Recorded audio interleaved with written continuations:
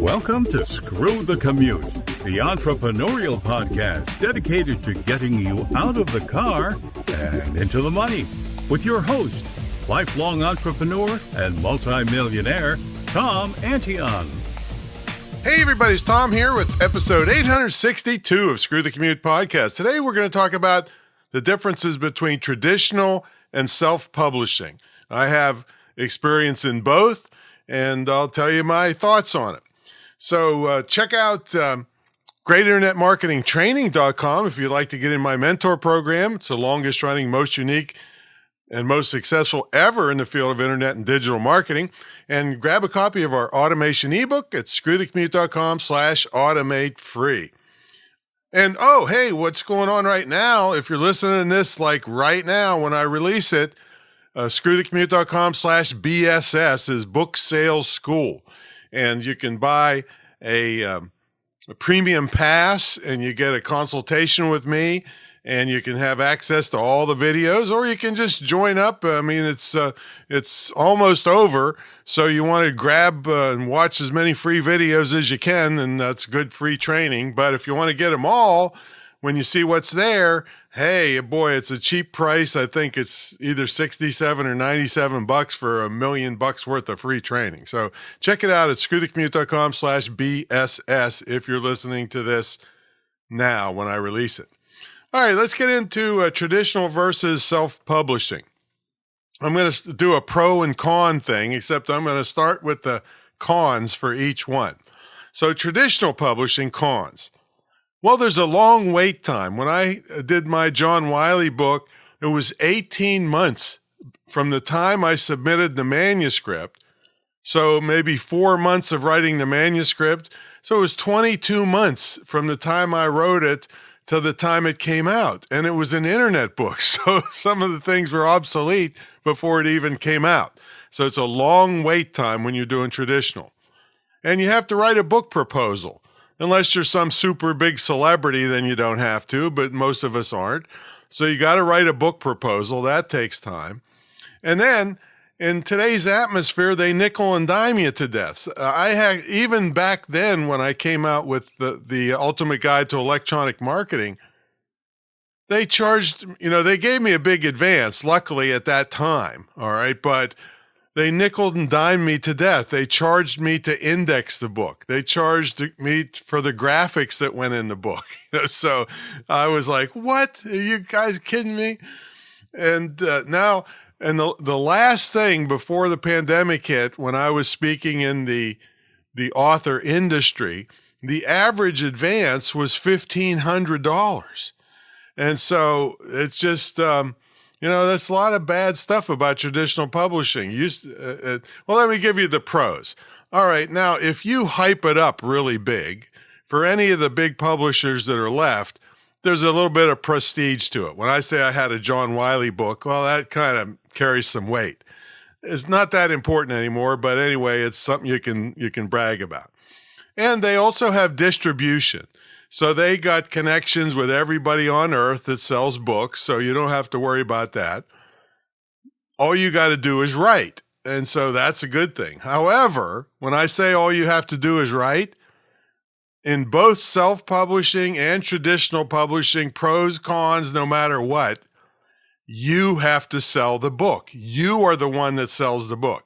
Now, unless you're like Joe Biden, who got, a couple of $1 million advance for his memoir or something, yeah, they're going to put their whole marketing team on it and blow it up like crazy to try to get their money back. But most of us aren't in that arena.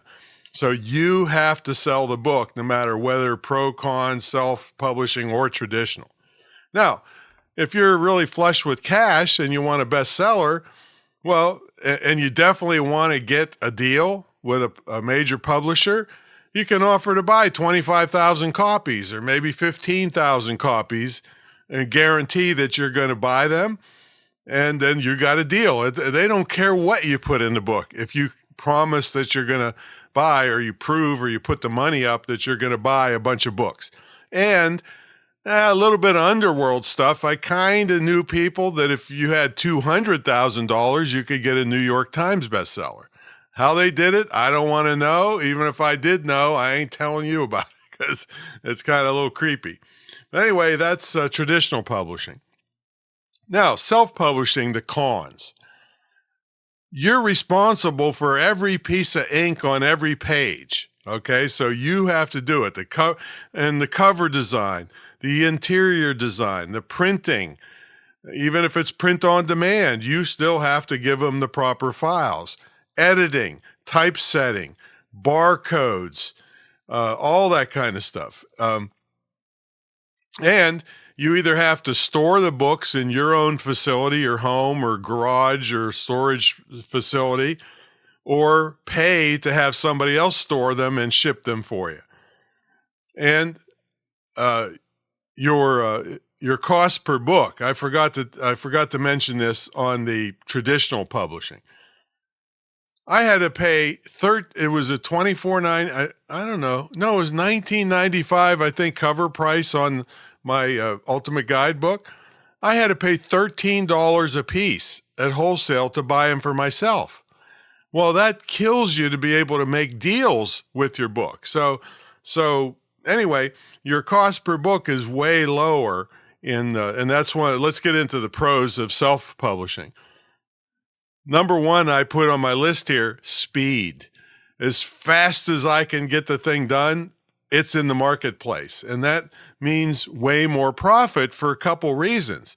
One is I didn't have to wait 22 months to make any money on the Ultimate Guidebook, and I made less money because it was, I had to pay so much per unit, and I was not able to make deals. See, when you self-publish, like for instance, my $24.95 Wake 'Em Up book only cost $2.10 to print. It's a gorgeous 300-page softcover, and so I could make a lot of deals. Even if I gave you a 50% discount, I'm getting $12 and making $10 a book.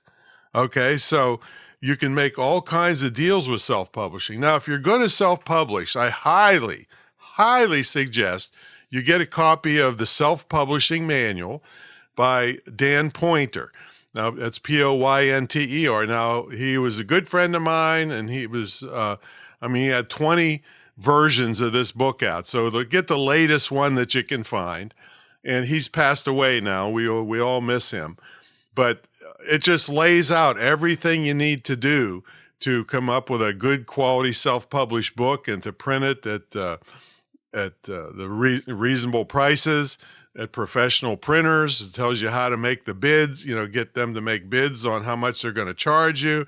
Everything is laid out. Barcodes, ISBN numbers, cataloging, Library of Congress cataloging numbers, all that stuff you need to know is in the self-publishing. And I'm just totally in that now because I just don't want to fool with with professional publishers and there's very few of them left, but they're just too slow for me. I don't have time to wait around for those jerks to dick around for 18 months. And I could make $100,000 easy on any book that I come out with in the time that they don't even have it out yet. So I don't want anything to do with it. You might and think that there's prestige in it. You're not willing to do the work to self-publish. But you keep in mind, you can still hire people to do the stuff that you have to do to self-publish and you pay them and they're done. You don't have to pay them royalties or they don't collect the money for your book and charge you a fortune for the book. You just pay them and get it off your plate. Now, there are some hybrid publishers that you can deal with that you pay them a big chunk of money and they create all the book for you. And you still got to market it, though. That's why it's crazy to me to pay all that kind of money when you got to market things. So they're out there, and some legit, some are total ripoffs. But just keep in mind, you have to do the marketing. You can't get away from this, and that's the downfall of most authors. They just want to write, and then they're broke, and then because they refuse to market, they want to spend all their time writing, nothing marketing, and then they wonder why they're broke, even if the writing is really excellent. A lot of the publishers. It's funny. I saw a thing one time where somebody submitted the manuscript for Gone with the Wind, and in most of the major publishers, it didn't get opened at all. When it did, it got rejected because They're just, it's just a sales organization now. They don't care if the book is any good. And that's kind of a sad thing, but that's the reality of it. So I'd rather have it in my control. I'm a big self-publishing advocate, and I'm even more of a digital publishing advocate now because you have 97% profit. It costs you absolutely zero. If you've watched here's a thing for you. You can go to screwthecommute.com/prize. It's my ebook marketing masterclass where I was interviewed by Derek Depker on, it was only 47 minutes. I mean, I can go on for weeks on this stuff, but I condensed it for you and how much money you can make and what you need to pay attention to for ebooks.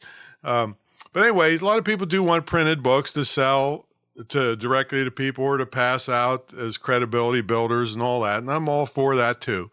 But there's the differences. You got a lot of cons to the traditional stuff, not as many pros, but the self-publishing, if you're willing to claw through what it takes to put out a good-looking book, then you can make way more money that way. So that's my story, and I'm sticking to it.